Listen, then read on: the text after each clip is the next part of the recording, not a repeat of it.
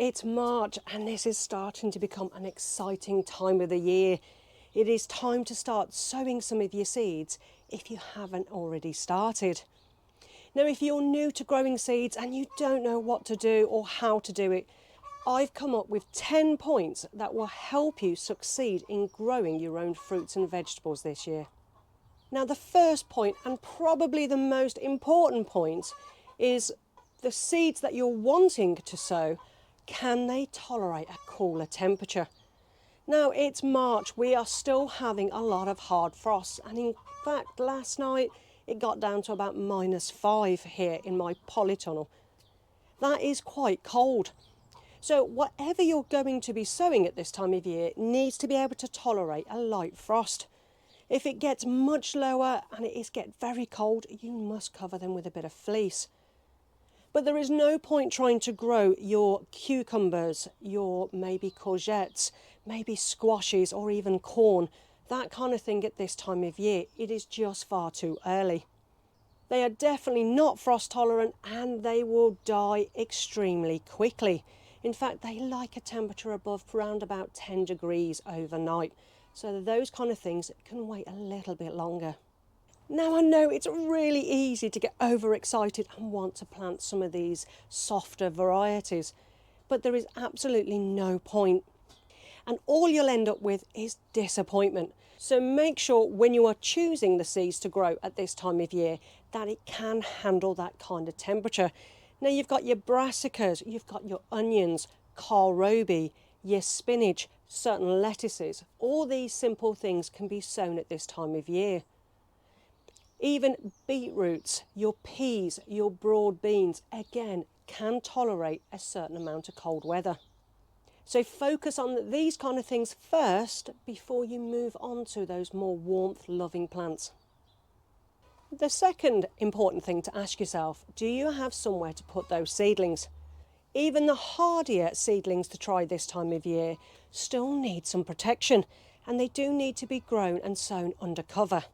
Now, under cover can be something as simple as a cold frame, a plastic clear tub with a lid, or a polytunnel, a greenhouse, somewhere like that. You can even try and grow indoors. But if you are growing indoors, do you have enough light? Sometimes a simple south-facing window is just not enough. Do you have the space? Because they rapidly grow, especially when you're growing a vast majority of things. Now, when it comes to actually growing in a greenhouse or a polytunnel, the temperature still will go below freezing. In fact, my polytunnel was -5 just last night. So you need to have a way to make sure that you are protecting those seedlings. Now, number 3 is this. It is compost, or what growing medium you are wanting to sow your seeds into. Now, you've probably seen loads of posts or experienced it yourself. Quality compost has been hit and miss for the last few years. And it really is important to get your seeds off to a really good start. Now, the best medium and the simplest medium for you to do is use multi-purpose compost. I found that in general, as a whole, has been really good at getting my seeds to germinate. But you may find the compost absolutely full of bits of bigger pieces of wood, maybe twigs, and maybe not be the finest quality compost. In that case, I would sieve out as much as you can. Now, there is lots of sieves online or some simple DIY mesh tricks to sieve out your compost, giving you a much finer material. Now, there is definitely good composts out there that are definitely better than others. But I find this can change quite a lot yearly. So I could recommend you compost that I used last year, but I know the year before they were really poor, and this year I don't know how they're going to pan out. Another thing that you can do to maybe cut down costs of compost is to actually compost your own material. Now, this is 3-year-old sieved wood chip. We had multiple piles that we left over this last few years, and this is what it turns into. Now, this was full of worms and it had some really good wood chip material in there. Now this you can add in to small amounts into your compost to make sure that that compost goes further. You could use your own homemade compost, but I can't do that this year because mine is not ready, especially for seed sowing. Because seeds don't need a high dense feed when they are young, you could even go for coconut coir, whatever makes it easier for you. But if you use anything like the coconut coir, not long after that plant gets established, you are going to have to feed it all pot on. Now it's really important that we have a good growing medium. Without a good growing medium, your plants are going to fail to either germinate or even thrive. And that's the last thing we want when it comes to germinating seeds.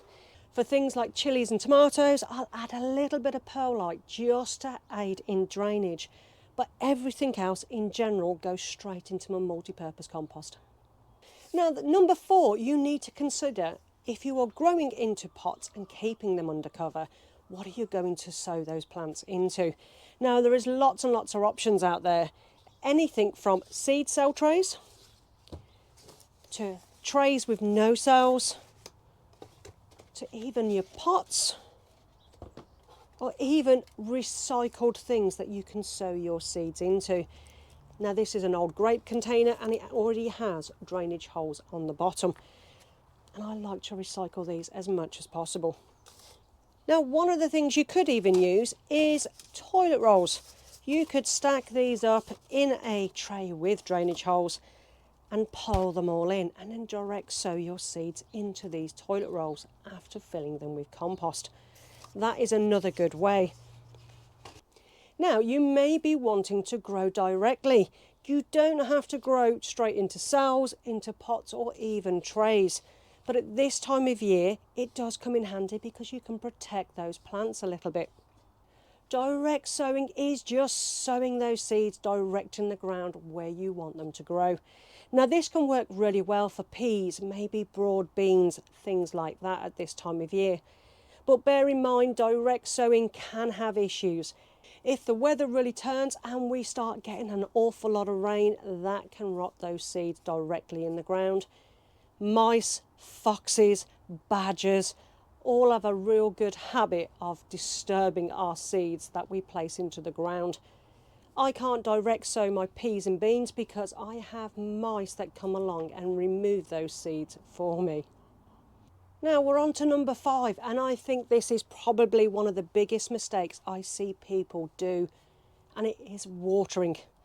Watering is really, really important for your seedlings, but too much water that doesn't drain away in the compost can cause all manner of issues. Too much water as the plant develops as well can actually cause the stems to rot as well, and you could end up with a lot of different molds and mildews on your soil if you're keeping your soil far too wet. So when it comes to seeds and watering, as I'm preparing my seed trays, and before any seeds go into these pots, I will give them a good water. Watering after you've got those seeds in, a lot of the times will cause big issues because it can wash the seeds away, especially if you haven't got a very fine rose on your watering can. Giving a light sprinkling a couple of times over with that watering can, leaving for a couple of minutes and then giving one more dose. This means that that compost will be really well soaked through, because what can happen is if you don't fully saturate the compost, you will end up with a lot of dry spots. If compost is dry, then it really does resist the water, and it takes a little while for that water to be absorbed in that compost. Another way to tell if your seedlings need any water is when you first do it, you can feel how heavy it is. As the water evaporates and gets used by those seedlings, it will start getting lighter. So just by picking up your seed trays, you will be able to tell how heavy it is. If it's really light, it will probably need a good water. If it's really heavy, you probably won't need to water it on that day. Now number 6 is mainly when you are growing like this in a seed tray. Now seed trays are great because they don't take up much room, and you can sow a variety of different things in here in rows, saving some of the space for the seed germination. But as they get bigger, they need to come out of here and go into their own individual seed cells. Now, I don't have anything fancy for this. I use an old, well, tent peg. That's what I use. And I use the bottom of a pen in general to make my holes. I have no professional equipment to do this. But this works really well. By pricking them out and giving them their own little cell to carry on growing, this will give them the space to carry on growing healthy. Now, this is some of the spinach I pricked out about a week ago. And these are doing really well. Another 3 to maybe 5 weeks, depending on the growing conditions, these will be ready to go into the ground. Now, if for whatever reason I couldn't plant those out at the right times and they needed to be potted on, I will pot them on into a slightly larger cell. Now, I don't want to waste compost at this time of year, and I'll only do that for certain plants. But as soon as those roots start showing through the bottom, or the plant starts showing signs of distress, and you are not ready to plant out, they need to be potted up. So number 7, your planting out and your timings. Now, this is really quite important. There is some stuff that maybe you could keep going, maybe potting on into some larger pots. But a lot of things, especially when you're growing into cells, you need to time it right for your weather conditions. Now, in general, when I sow things into cells, they're in those cells, depending on what thing I'm growing in these cells, it's between 4 and 6 weeks. And that's roughly what I work on when I'm sowing my seeds. So I know if I sow seeds today, by end of April, these will be ready to go out into the ground. Now, that's not true for everything, but it is a good general guide. Now, number 8 is protection. Now, this time of year, we are still getting really low temperatures, and you will need to protect those seedlings from a heavy frost. Using a little bit of fleece lightly draped over your seeds will help protect them from any frost damage. Now, if you are direct sowing into the ground, there is different covers that you can do to protect those seedlings. But the biggest issue that I've found here on our allotment when direct sowing is slugs. Slugs can cause a major issue, especially with young, tasty shoots. In general, you won't need to use covers for long, and maybe tucking those seedlings up at night if there is a severe frost.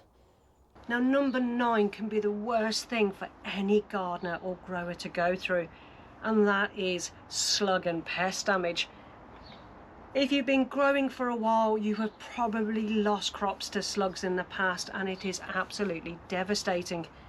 Thinking that our seeds aren't germinating when in fact they have, and then a slug has come overnight and eaten all that new growth.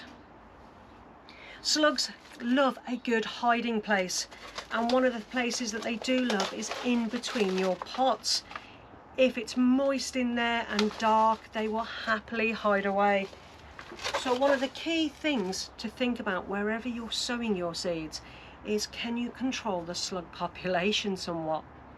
Now, by checking the bottom of your pots, the areas where you are growing, to make sure that there is no slugs hiding there. They can be very sneaky and can get into the smallest of gaps. But trust me on this, there is nothing worse than sowing all those seeds, seeing that beautiful germination, and in one night, one slug can wipe out your whole table of seedlings. Now, it's not just the slugs, it could be the mouse, as I've mentioned before. Mice are really renowned for finding those tasty little morsel of seeds and removing them all, again, sometimes even in one night. And once they've been once and found a food source, they will keep coming back. But when it comes to the slugs and the snail damage, that is something you need to be checking for on a daily basis. Now, my final thought, number 10, is all about successional growing and multi-sown crops. It can be really easy to sow a whole packet of maybe, let's say, lettuces. Lettuces are great because they're easy to grow, but there is probably thousands of seeds in that seed packet. If you are sowing the whole lot in one go, how are you going to eat all those lettuces before they start bolting? By successional planting, giving it between 2 to maybe 4 weeks in between certain sowings, you'll guarantee a fresh crop through most of the year.